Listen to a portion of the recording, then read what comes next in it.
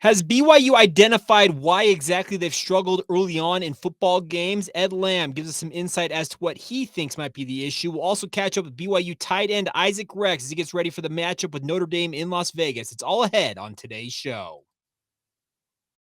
You are Locked On Cougars, your daily podcast on the BYU Cougars, part of the Locked On Podcast Network. Your team every day.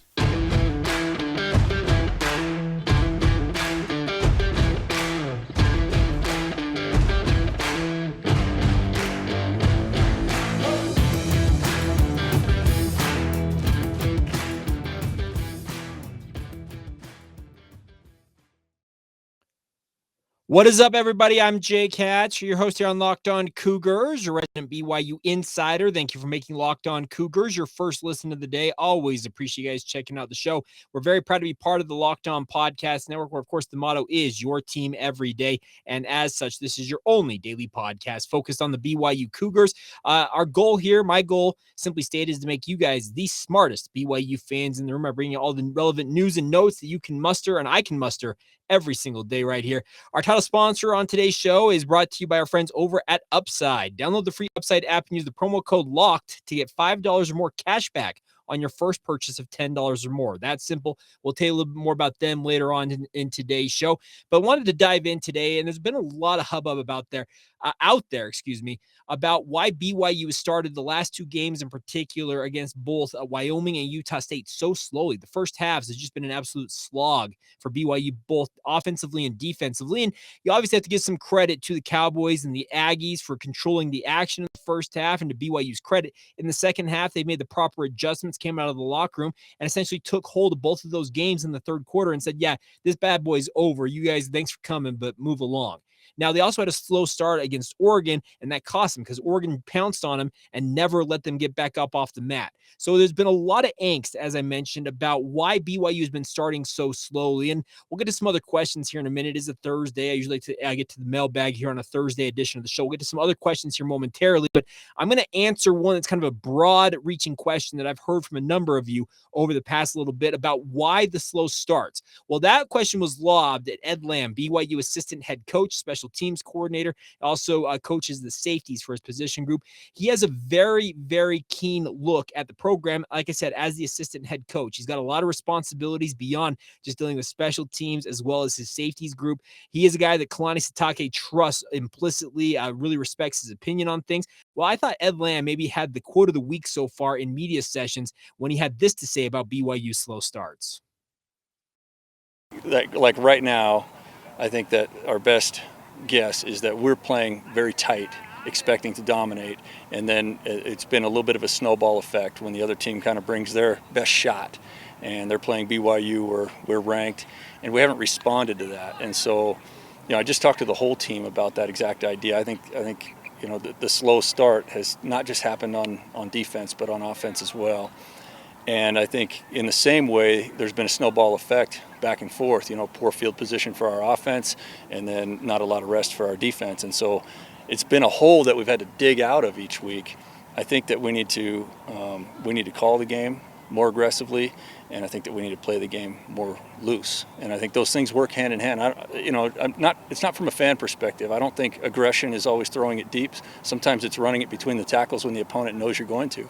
And same on defense. It's not always a blitzing. That is aggression, yes, just like throwing it deep is on offense. But sometimes aggression or confidence, showing confidence in the players and encouraging them to play loose is just saying, we're going to play base defense. We're going to shut these guys down in base defense. And so that's what I've identified, and outside of any conversations with our coordinators. Fair question. Is there any change in messaging throughout the practice and throughout the week to get guys to play looser, or does it come down to kind of like what you're saying, just the trust on game day? Yeah, we've got to lead the way. The time to coach guys to a bloody stump is in training camp, and I think we've got to bring confidence. But to be very honest, it's tough. That's a role that we have to get used to when you talk about like being the favorite in a game. And we've for so long been the hunter, and so far we haven't excelled at the team that's being hunted.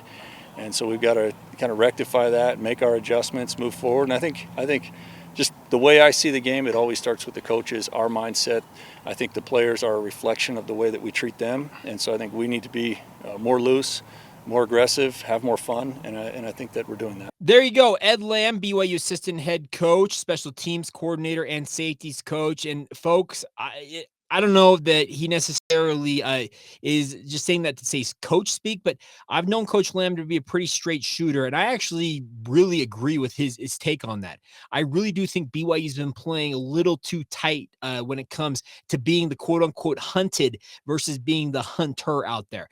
Think about this. In 2019, 2020, even last year in 2021, BYU has been the underdog. They have been the team that's essentially hunting down these other big name programs and picking them off and garnering national respect along the way. There's been a little bit of a sea change in this season coming into it where BYU was thought to be a quote unquote big dog. They're a hunted team, especially when you face the likes of, let's say, a USF, a Wyoming, a Utah State. They see BYU as an absolute mark that they want to take down. I think Baylor and Oregon also see it that way.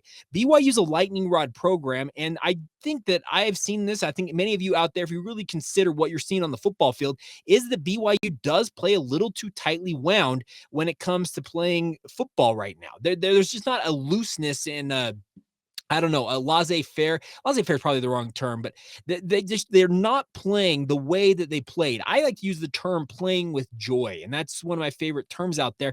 And it's not just, hey, everything's good, let's go out there, everything's good, yay. No, it's not that. It's you go out there and you have fun. You're playing a game that people, millions of us, would die to be on the same stage that you're on. I dreamed my entire life. There were 3 things I wanted to do in my life. A, number 1, be an NFL tight end. B, number 2, be a PGA Tour golfer. And 3, work in sports if the other 2 didn't work out. That was like the fallback in number 3. I'm obviously doing number 3 right now because A, didn't have the talent to be an NFL tight end, nor the size. You're going to see Isaac Rex here in a moment. He dwarfs me at 6'5", 260 whatever pounds he is. You're going to hear from him here in a moment. I was not good enough golfer. I'm a decent golfer, but I was far from being a PGA Tour caliber golfer. So I am lucky enough to work in sports and cover it for a living. So that's the thing about this. Many of us dreamed of being on the same stage that many of these young men in the BYU football program are in. And I feel like that they have kind of heard a lot of the outside noise, and maybe it's got them a little too tightly wound. Kalani Sitake also referred to this during his media session earlier this week, saying, hey, there's a fine line between having the guys play a little too loose and at the same time having them too tightly wound where they're not performing up to their expectations. None of us, myself, coaches, administrators, players, you, the fans out there, I don't think a single one of us would say that BYU has played a complete game through the 5 games they have played. And luckily enough, they are 4-1. We'll answer the first question right now because it lends itself right here to this first question that came in. It came in via email. Comes in via Zach. It says, why is there seemingly so much doom and gloom over a 4-1 team that is ranked number 16 in the country, Jake? Well, Zach, that's a very, very good question. I think the quote-unquote doom and gloom, as you termed it, I think that is coming more from the fact that BYU has not been necessarily an impressive team. You can count the USF game, I guess, as a pretty thorough beatdown. They're up 28-0 at the end of the first quarter. They came out of the gate absolutely flying.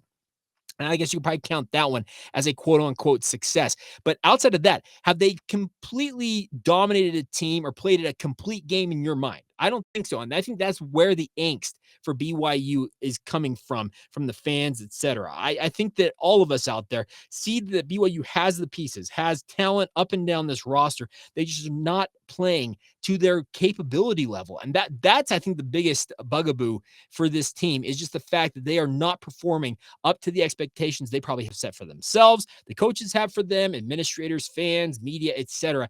I don't think that they, I think they have heard a lot of the outside noise and allowed it to go to their head a little bit, and they are playing a little too tight. And maybe this is the week that they bust out and they play a little more loose because they are the underdog. The odds makers, our friends at Bet Online, have installed Notre Dame as a slight favorite in this game. If I'm Kalani Sitake, Elisa Tuiaki, Aaron Roderick, on down the coaching roster, any of the administrators, I am preaching to these guys.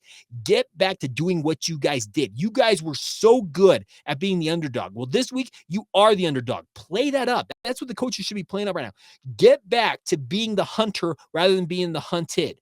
And I think that could yield some positive results and maybe get the most impressive win of the season. I know that Notre Dame's a 2-2 team. I get that. Beating Arkansas probably has more cachet this season, but it's Notre freaking Dame, folks. This is a big dog. They are relevant no matter how bad or how good they are. They are just always there. The Fighting Irish, love them, hate them, or be indifferent about them. You know that they are a national brand, and winning this game would do a lot for BYU and be fun to see them go out there and play just more loose, play with joy, get out there and get after it. And I think that would lend itself to, I think, a lot of BYU fans and that quote unquote doom and gloom that Zach's referring to, maybe dissipate that a little bit, because it's true, folks, despite all of the issues the BYU's had this year, they are still a 4-1 ball club. They are ranked number 16 in the country.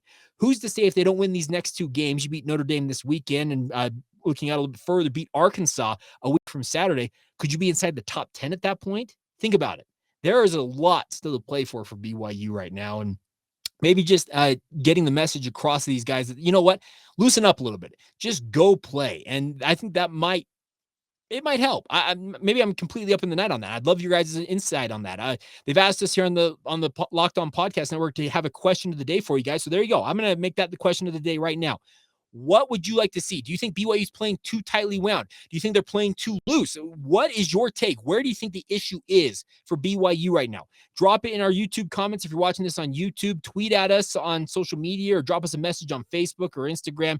Locked On Cougars on all three platforms, Twitter, Facebook, and Instagram. You can email the show, lockedonbyu@gmail.com, like Zach did. We'll get to some more email questions here in a minute. Or you can drop a DM. You can DM me on my Twitter feed, Jacob C. Hatch. My DMs are always open. I always love hearing from you guys. So please feel free. Let me know what you think. That's my take on this. I want your take on it. So that's the question of the day. Where do you think BYU is falling short? Are they playing too tight? Are they playing too loose? Or maybe it's something completely outside of the box that you think is causing these issues for BYU. And we'll talk about that on tomorrow's show when we preview this game more in depth, as I will be headed to Las Vegas, like a number of you, to watch this game. All right, coming up here in just a minute, we need to talk about what's going on with Isaac Rex, obviously. He's been very, very good this year. I had a great conversation with him one-on-one. We'll get to that conversation. We'll also get to as many more questions as we possibly can muster. And also, a number of you like the notes I had on the BYU basketball program and some of their practices. I did an update, I think, 2 or 3 weeks ago. I've got some more notes on that we'll get to before we round out today's show. But first, a word on our friends over at Upside. As mentioned, they are the title sponsor of today's show. From cringing at the pump, and trust me, OPEC just announced they're cutting back. That means prices are going to keep going up when it comes to your gas prices, to getting an eye-popping check at your favorite restaurant. Inflation is hitting all of us where it hurts, and it is really hurting. That is why I have started using the Upside app. I want you guys to give it a shot as well. It's actually pretty simple. It's an incredible app for anybody who buys gas, groceries, or dines out. I think any one of you can identify with that. And with every purchase, I am earning cash back thanks to Upside. So give it a shot, my friends. All you got to do is go get the Upside app. It's a free app. Use the promo code LOCKED while you're there. That's LOCKED. And you'll get $5 or more cash back on your first purchase of $10 or more. Think about that. You can get up to 50% back on your very first purchase via our friends at Upside. The best part is you get cash back every time you use it. So you claim an offer from wherever you're buying on Upside, check in at that business, pay as usual with a credit or debit card, and you get paid. In comparison to credit card rewards or loyalty programs, you can earn up to 3 times more cash back with Upside. So check it out, my friends. Upside users are you earning more than $1 million every week. And that's probably why they have a 4.8 star rating on the App Store. So once again, download the free Upside app now and use the promo code LOCKED to get $5 or more cash back on your first purchase of $10 or more. That's $5 or more cash back on your first purchase of $10 or more using the promo code LOCKED with our friends over at Upside. Thank you once again for making Locked On Cougars your first listen of the day. Always appreciate you guys checking out the show, whether it's on YouTube, the regular podcast platforms out there. You guys are the best. I mentioned last week that we had cracked into the top 5 in overall podcast listens on the regular platforms, as well as being in the top 10 on YouTube views across the entire Locked On College network. I am pleased to say we are still in the top 5 in podcast listens. And folks, we're knocking on the door of the YouTube top 5. We are number 6 this week in the YouTube watch list. I guess watches list. I don't know how to say that. But we are number 6 in terms of overall Locked On College shows. So we're going to be top 5 in both of these very, very quickly. And thank you to all of you for your support in that venture. All right. Isaac Rex is obviously a guy that I think a lot of us think is going to be making a lot of money when it comes to the NFL one day, maybe as soon as next offseason. He has been an absolute revelation coming back off of that horrific ankle injury that he suffered against USC. I had a great conversation with him at practice. I'm actually recording this on Wednesday night. I actually had talked to him just over an hour ago. So it's fresh as like the day's headlines. Had a great chat with him about a lot of different topics, but we started off talking about how he feels physically right now. Good. I feel like I'm getting better every week. Last week I tried to hurdle. That didn't really work out as I planned, but I did get up pretty high, so it was a confidence booster for me that I can, jump off my foot again and land, and so I feel like I'm getting better every week, though. I was going to ask you about that. Was that like a Mason Wake-inspired deal? Well, Mason was out that game, so someone had to do the hurdling. You got to get at least like one hurdle a game. That seems what Mason does. So, yeah, I just tried it, Next time I'll spread my legs a little bit more. Fair enough. You mentioned in training camp that your biggest thing was getting that confidence back in that ankle, just knowing you can go up and land on it. It's not going to give way.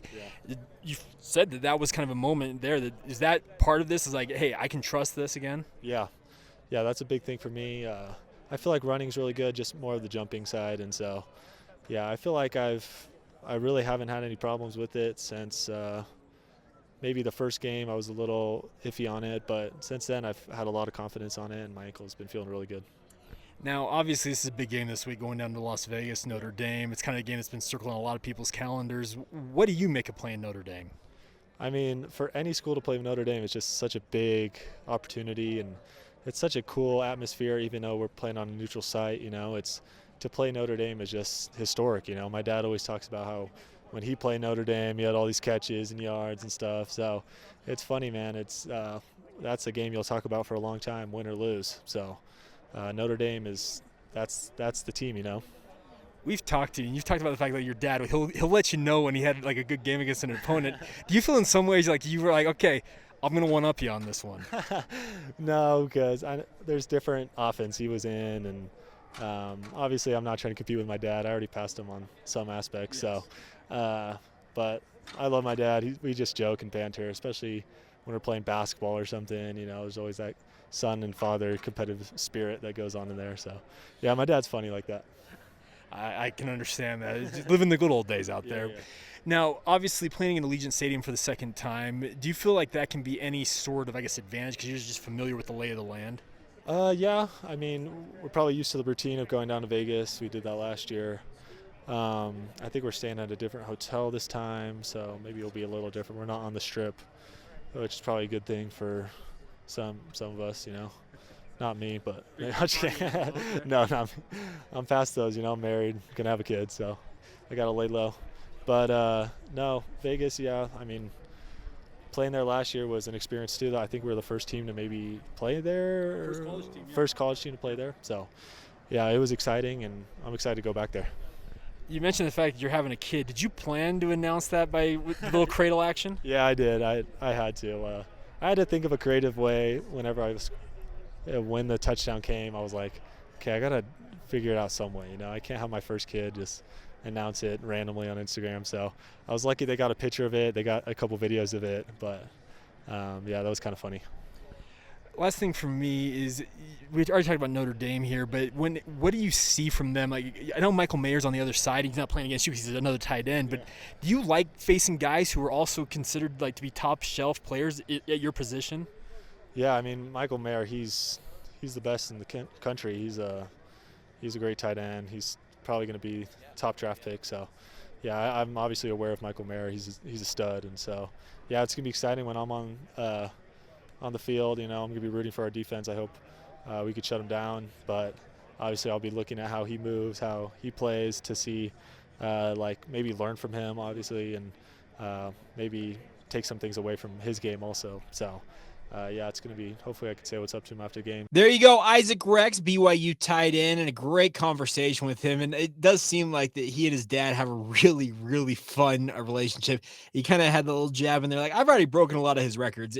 His freshman season, I guess technically in 2020, he broke his dad's career touchdown mark with the 12 touchdown receptions he had during the 2020 season alone.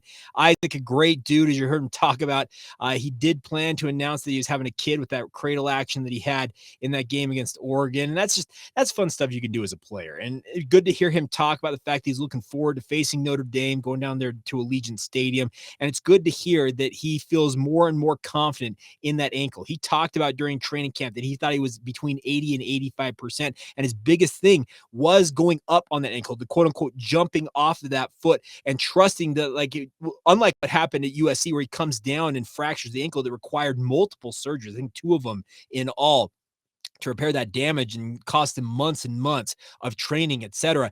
The confidence to be able to go up. And he did have that hurdle last week. And it did not end well. He said, I'm going to have to spread my legs a little more, maybe to clear the guy a little more next time. But that's the type of stuff that I think is showing that Isaac is getting better and better as the season wears on. And BYU obviously needs him to continue to get better and better as the season goes on, because you lost a guy like Dallin Holker. And I know that Dallin, a lot of you consider him a turncoat, whatever you consider him. He was a talented prospect, and now it's going to be more incumbent on a guy like Isaac Rex, as well as Mason Wake, Ethan Erickson starting to break out. I thought Lane Lunt was actually fantastic in his run blocking fits last week in his role as a reserve for BYU against Utah State. All these guys are going to get more opportunities now with some extra reps being divvied up among them with Dallin Holker's exit. So big thank you once again to Isaac for taking the time and a great conversation with him. Always fun to catch up with that man. Well, that man, yeah, he's a man. And like I said, he dwarfs me. Like I said, I wanted to be an NFL tight end. That's what I aspired to be, is what Isaac Rex is. 6'5", 6'6", 260 some odd pounds, can run like a deer, gets after it in the blocking scheme. It's very soft hands. Like, that is what I aspired to be.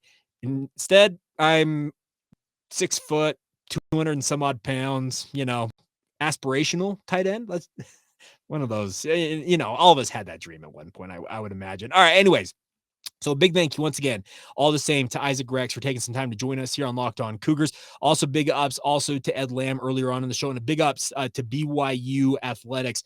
Brandon Despain holding it down, getting that video and sending it out to us.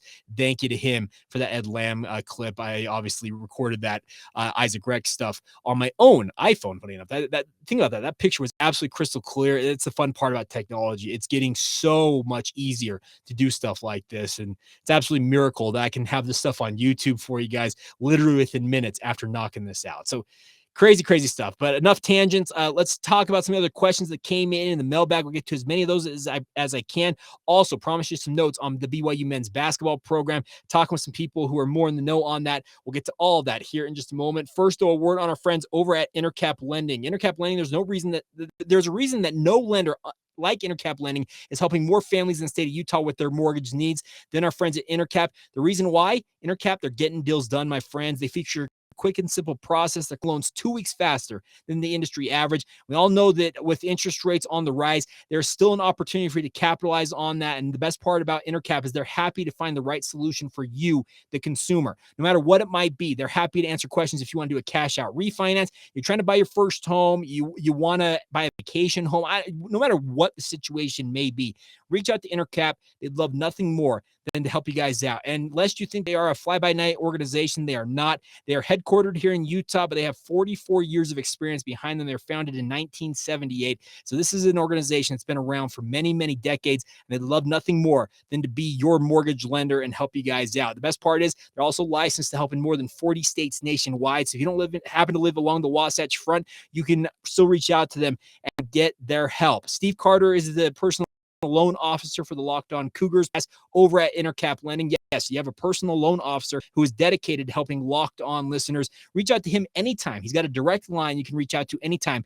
385-800-8528. Once again, 385-800-8528. You also can go to intercaplending.com to learn more there. That's the best part about this company. They are very, very responsive. I'd actually endeavor to say you will not find a more responsive loan officer than Steve Carter. He will get back to you at post haste. Let's just put it that way. So once again, reach out to him with any and all questions you've got, 385-800-8528, or reach out to us, lockedonbyu@gmail.com. We'd love nothing more than put you in contact with Steve and his company over at Intercap Lending. That's Intercap Lending, NMLS number 190465. Intercap is an equal housing lender. All right, before we go here on today's show, let's get to as many questions as we possibly can fit in. Let's start with one that was DM'd to me, and this comes from our good friend Sasquatch Cougar fan at Devin Crossley. And Devin sends this in, and this came back actually a while back, a DM, and I missed it, so I apologize, Devin, but I'm getting to this now. I love listening to the podcast. I listen every night as soon as a new episode comes out on Google Podcasts or iHeartRadio. I am curious when I see it on YouTube. Are you doing the podcast from a closet? It doesn't look like a big room behind you. I'm just wondering. It's cool if you are in a good-sized closet. It probably helps with the sound, is my guess. Well, Devin, you have a very discerning eye because, indeed, I am in a closet.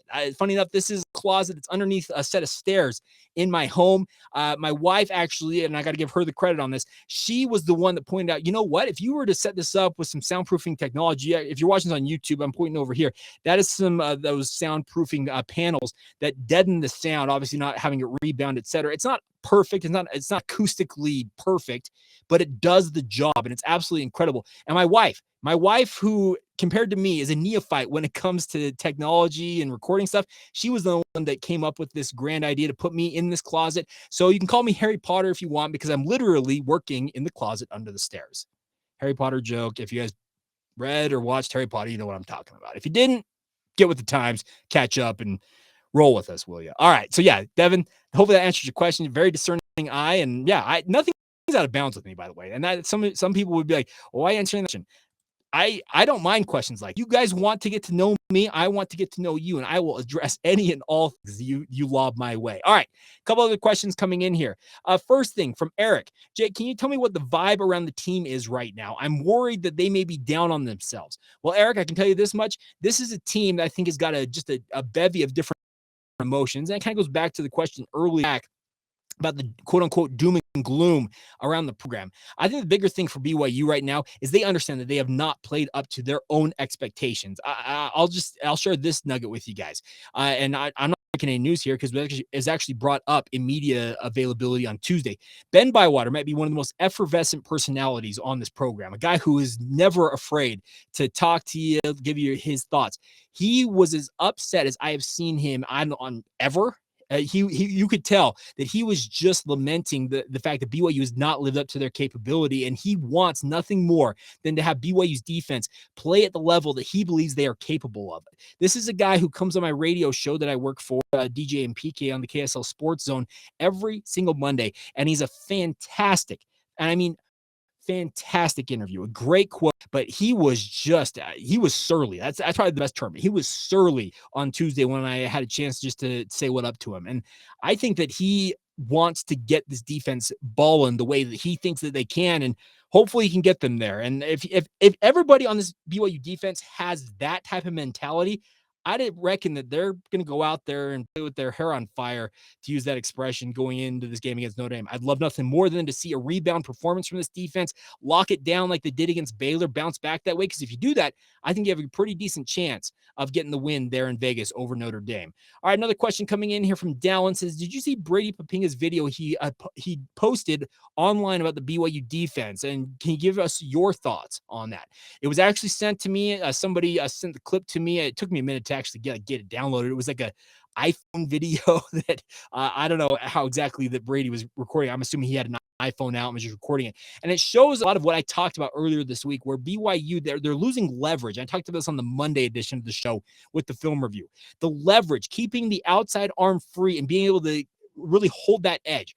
BYU's getting too many guys that are getting washed down and getting that leverage where they lose it. And the opposing offensive player, the tackle, the tight end, fullback, whatever it might be, they're winning on the outside edge, giving their running back the advantage to break the line of scrimmage there, in the case of a guy like Tyler Batty, who is in this video, and then also a guy like Keaton Peely, Peyton Wilgar, et cetera, at linebacker, taking a bad angle in their own right and getting washed down or getting trapped inside when they need to be making a different play. And I think even in that video, it was Ethan Slade, I think, was the safety. And Brady Brady Papinga pointed out that Ethan Slade went the wrong way as well. It was just a kind of cavalcade of errors on that individual run play. It was just one single run play.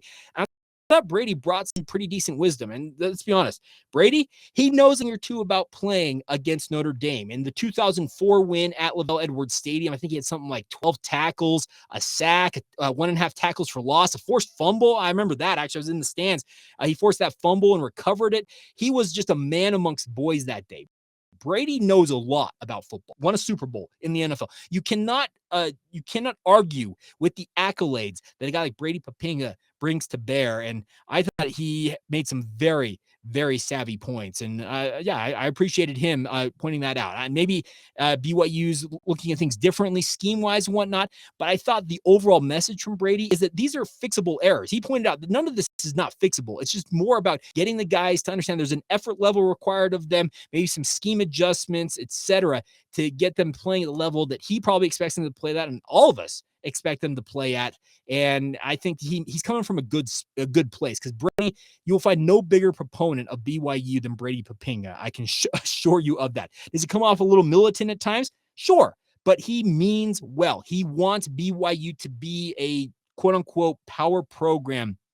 I've talked with him about it enough that's what his biggest thing is. He wants BYU to be what he thinks it can be, and that's one of the great programs out there. All right, a couple of quick notes before we go here. We're getting close to being over time here. When it comes to the basketball program, I promised you guys I would get these.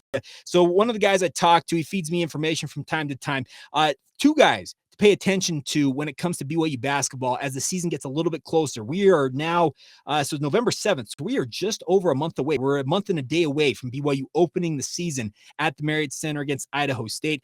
Two guys this week that have apparently been standing out, and they're both transfers into the program. That's what you want to hear, I think, if you're a BYU basketball fan, is to have the transfers showing out when it comes to basketball. The two names, let's see. Oh, no, first one, Noah Waterman. I apologize. Noah Waterman is really standing out, apparently. He has actually made a push, it sounds like, to be potentially in the starting lineup day one for BYU in basketball. And you're probably asking what position. I think it's very fluid right now. The thing about a guy like Noah Waterman, I'm actually pulling up the roster here to get his exact measurements, is that he is a walking mismatch. If he can actually live up to the expectations that I think many of us probably have for him.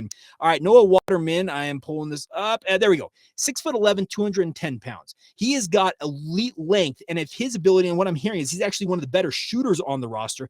If he can shoot at 6'11" and space the floor for BYU, that opens up just a myriad of opportunities for BYU's offense to be more versatile this year than they ever have been.